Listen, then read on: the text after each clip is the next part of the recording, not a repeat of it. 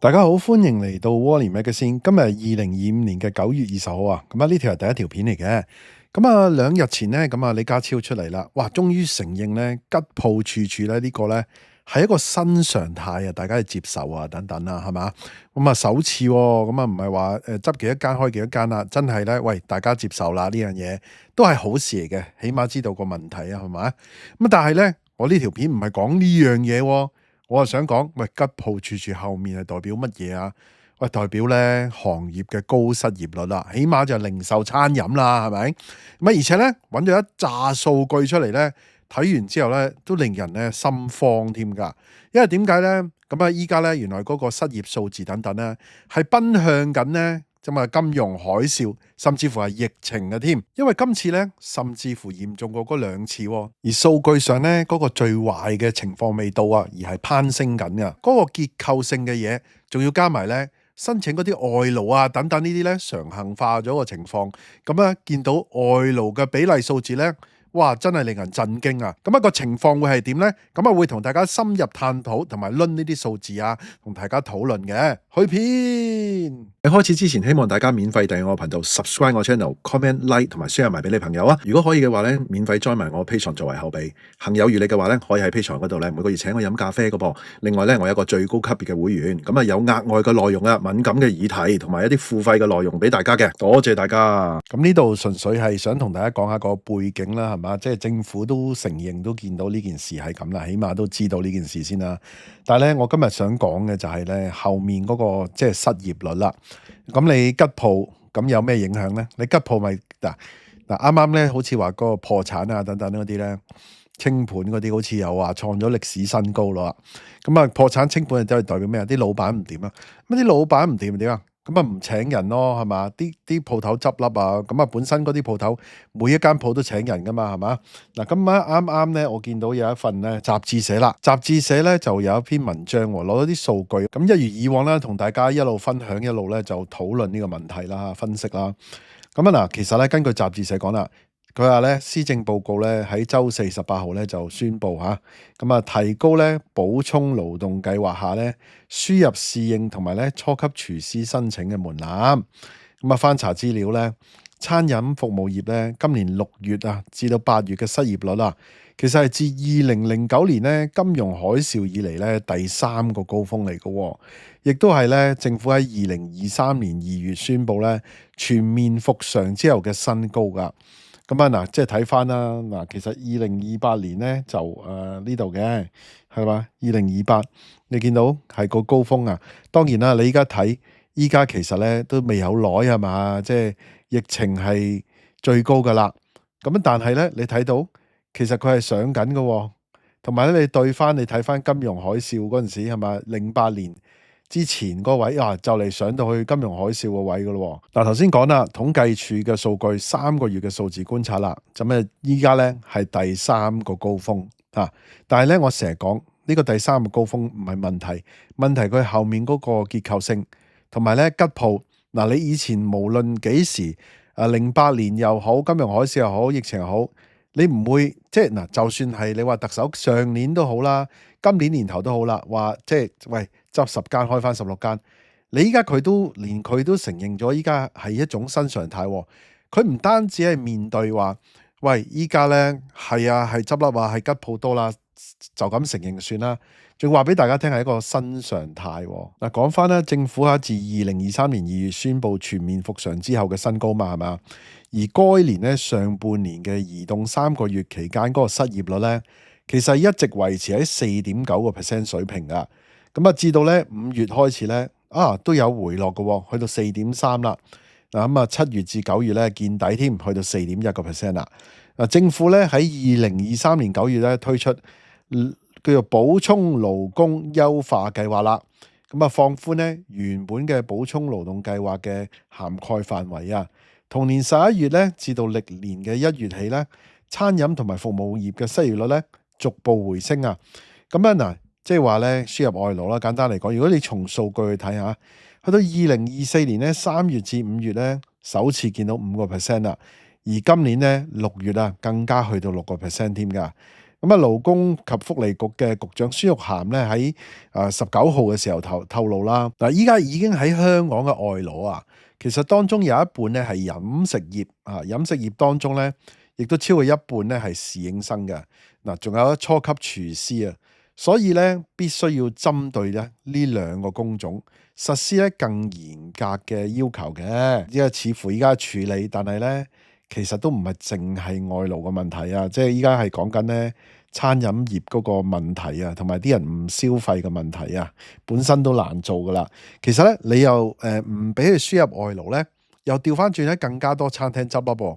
咁啊，張宇人話咧要早啲輸入外勞啊，要外勞。嗱，依家又唔俾喎。其實咁又唔係，咁又唔係。其實個問題在於咩咧？個問題個症結在於啲人咧就即係唔去食咯，係嘛？即係或者唔喺香港消費咯。咁啊睇翻啦呢個啦。但係如果觀察咧移動3個月嘅數字啊，可見咧餐飲服務活動業嗰個失業率咧喺2022年嘅2月到4月之後咧逐步回落嘅噃。去到2023年嘅9月起咧，咁啊，因為政府就輸入外勞嘅計劃啦，咁啊，所以咧喺2023年11月咧至到2024年1月，餐飲服務業咧嗰個失業率咧就由4.2%嘅低位咧，之後咧就一路咧就回升啦，咁樣。咁啊，勞工處咧就指啊，截至今年咧7月31號咧，仍然喺香港工作嘅侍應同埋初級廚師咧，分別係5435人，同埋咧4034人啦。嗱，分別咧佔係2023年9月至到咧今年8月底咧，已獲批嘅外勞人數咧46.4%同埋46.7%嘅。嗱，值得注意嘅就係咧，施政報告公布嘅新嘅限制措施咧，只係針對侍應同埋初級廚師嘅，但係咧飲食業當中咧，廚師呢個職位咧都已經批咗6610人，而當中咧3174人咧，即係48.02%咧，已經嚟咗香港噶啦。嗱，今次咧喺高官口中嘅所謂嘅動態精準、因時制宜嘅限制咧，並未喺呢啲職位上面實施噃。咁勞工及福利局局長孫玉菡咧喺19號嘅時候透露啦，目前咧依家香港有32000個外勞咧喺香港工作㗎。咁集誌社咧亦都問勞工處啦，咁啊佢哋回覆咧就話咧，嗱，侍應生咧嘅批准輸入咧有11725人啦，已經嚟香港嘅咧講總共咧有5435人，即係隨時咧嚟多1倍有多嚇。咁啊嗱，約佔申請嘅46.35% 啦。初級廚師咧已經喺香港嘅咧就係4034人，咁啊已經有嘢做啦。當然啦，獲批嘅咧又係 double 啦，8648人，咁啊大概咧46.65% 嘅獲批嘅人咧就已經喺香港工作噶啦。咁啊整體而言咧，該批申請人當中咧，大概有咧42.96% 嘅工人咧，咁啊已經咧正式嚟咗香港噶咯。咁啊孫玉菡咧喺記者會上面表示啊，補充勞工優化計劃咧有百幾200個工種咁多噶。嗱，即係其實依家係燒到呢度咋，其他嗰啲咧隨時慢慢蔓延咧去燒到去其他行業啊。你睇下大陸嗰個情況，失業率嗰個情況非常之嚴峻噶。咁啊，如果呢啲咁容易批咧，又多咁多錢咧，大把人會嚟做噶。其實佢話咧好多工種咧，例如洗碗啊、洗衣工人啊、農場工人啊、漁場工人啊，咁啊同埋貨倉管理人員啊，咁啊勞工處就聲稱咧就係長期缺人咁樣嘅。嗱，如果觀察移動3個月嘅數字咧，可見零售業嘅失業率咧喺2022年啊2月至4月之後咧逐步回落喎。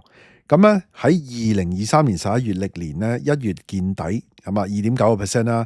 咁之後咧就逐步回升。咁勞工處個資料顯示咧，售貨員咧獲批外勞嘅數目咧都係唔少噶，5692人啦。咁啊已經嚟香港工作嘅咧係有3174人噶，咁啊佔咧27.64%嘅。而今年咧6月至8月咧，零售失業率咧就第2年上升，咁啊就去到咧都5.1%噶啦，較舊年同期咧係升咗0.3%，亦都咧係2008年咧金融海嘯之後嘅第4個高峰嘅。哦，原來咧呢個就同餐飲唔同，原來2016年咧都多人失業，嗱依家咧好快超過2016噶，同埋咧大家見下依家呢個畫面啊嘛，大家見到係嘛？呢個咧你睇到嘅就係咧，基本上啊佢係上升得好急嘅一個勢頭嚟噶，嗰個你見到向上斜嗰下咧係好緊要嘅，所以咧好快咧就追過之前噶啦。嗱，大家知道啦，吉鋪處處咁啊，大家都覺得啊唔開心啊，市道差啦，係咪？而佢迎嚟嘅咧就係呢個失業嘅問題啦。而咧外勞呢樣嘢咧又好鬼吊詭嘅喎。咁啊，如果咧你係嗰啲餐廳嘅人，或者係嗰啲餐廳嘅老闆咧，你又好想輸入外勞喎，你做嘢嗰啲好想輸入外勞喎，因為咧喺香港你請唔到人，你就要提高工資嘛，咁啊人工貴呢個問題啦，嗱鋪租貴係另一個議題啦，我哋成日都講噶嘛，係咪？但係咧，你如果你有外勞，咁你起碼人工就會壓翻低啲啦，係咪？但係咧有呢啲外勞，咁啊本土人又失業咯，係咪啊？咁啊講翻轉頭，咁你冇呢啲外勞唔俾佢嘅時候，咁又有一啲餐廳咧，嗱我哋要面對現實去咁講啦，即係我哋咧就唔會話支持唔支持定係點樣，我哋只能夠講咧，即係佢個因與果關係啦。你有外勞，嗰啲人就失業一定多噶啦，本土工人一定失業多噶啦，呢個肯定噶啦。好啦，你外勞你冇嘅話，咁嗰啲人我用唔到低嘅人工請人。或者係根本係請唔到人啦，有啲人聲稱啦請唔到人啦，其實就唔會請唔到人嘅。你提高個工資一路提高一路提高，點會請唔到人呢？呢啲偽命題嚟㗎，啱唔啱啊？咁但係點解唔可以提高工資呢？簡單嚟講，你嘅生意唔到咯，你嘅競爭咯，你內卷咯，你要平價咯，你要同大陸鬥咯，啲人北上消費有比較咯。咁其實呢種種嘅問題係咩問題呢？呢種種嘅問題就正係呢。融入大灣區、北上消費等等呢啲問題，大陸本身經濟唔好，又搞埋內卷，成件事係一個成個事啊，係結構性調整，係成件事咧你要擺埋一齊睇嘅。咁所以點解我哋話咧，依家未去到最壞嘅時刻咧？嗱，連李家超都話依家成為新常態啊，執笠，你俾嗱，仲要係乜嘢咧？你依家你俾佢輸入外勞，佢都咁多間執笠喎，係咪啊？咁你如果冇輸入外勞或者嚴打嘅話，佢更加多執笠，咁其實係一個惡性循環嚟嘅喎，咁啊我就唔係鼓勵去申請外勞，但係佢哋應該就係成件事咧係一個打咗棘喺度咯，打咗困籠喺度，好難處理嚇。另外咧，我想講呢件事嘅結構性咧，大家唔好睇小，以為佢嗰啲侍應嘅啫，廚師見習生啫，等等啦，唔關你事啊，等等啦，唔係㗎呢件事。大家要明白到呢件事係講緊成個零售咧涉及品牌啦，大家都睇到啦。之前有好多公司根本因為成本各樣嘢問題搬翻去大陸啦。譬如咧之前 L'Oreal 啦，係咪啊？Estée Lauder 就搬去台灣啦，係咪啊？Shiseido 都傳聞啦，都又係搞啦。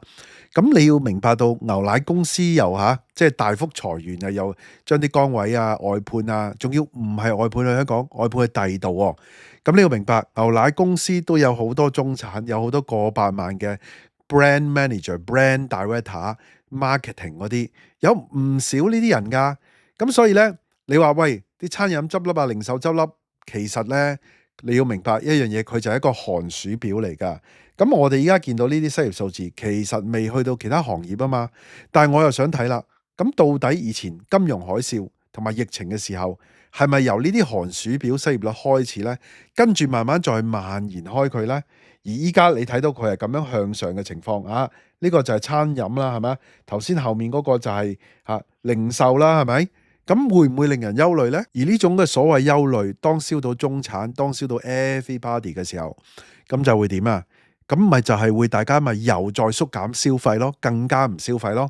咁啊連環咪影響埋樓市啊，諸如此類其他嘢咯。好啦，嗱，今集內容差唔多啦，大家點睇呢？不妨喺下低留言啊，表達你嘅睇法啦。大家都聽到嚟呢度啦，希望大家 like 埋呢條片啦 ，share 埋俾朋友，記得未 subscribe 嘅要 subscribe 埋啊，可以嘅話 join 埋我 Patreon啦。多謝收看，拜拜。